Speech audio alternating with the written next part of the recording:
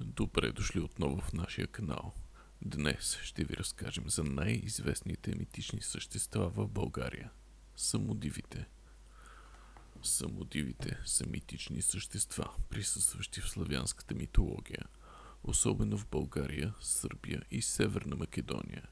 В различните региони те са известни под различни имена. В България те са самодиви, самовили или юди. В Сърбия, Хърватия и Македония те са виле.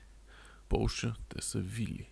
Самодивите са описвани като изключително красиви млади жени с дълги руси коси и стройна фигура, облечени в бели полупрозрачни ризи или сукмани, препасани с зелени пояси.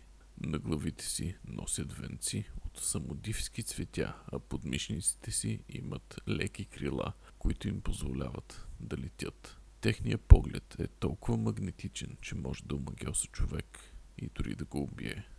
Самодивите обитават гори, планини, извори и езера.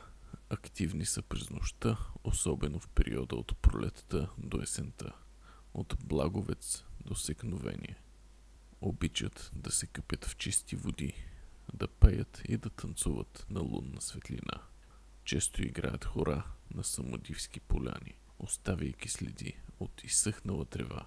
Известни са със своите магически способности и могат да бъдат както благосклонни, така и опасни за хората. Една от най-известните легенди разказва как група дървари, които решили да пренощуват в гората, чули нежна музика през нощта и видели самодиви, които играли хоро.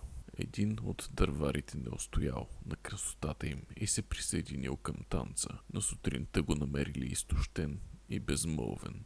Скоро след това той починал. От тогава хората избягвали да се доближават до местата, където самодивите танцуват. Друга легенда говори за самодива, която се влюбила в млад овчар. Тя му дала своята риза, за да може да я вижда и без да бъде с нея. Двамата заживели заедно и имали дете, но един ден овчарец случайно изгорил ризата й, с което разрушил магията. Самодивата изчезнала завинаги, оставяйки овчаря и детето сами. Самодивите са неразделна част от българския и славянския фолклор, символизиращи красотата и опасността на природата. Техните истории ни напомнят за връзката между човека и митичния свят, който ни заобикаля.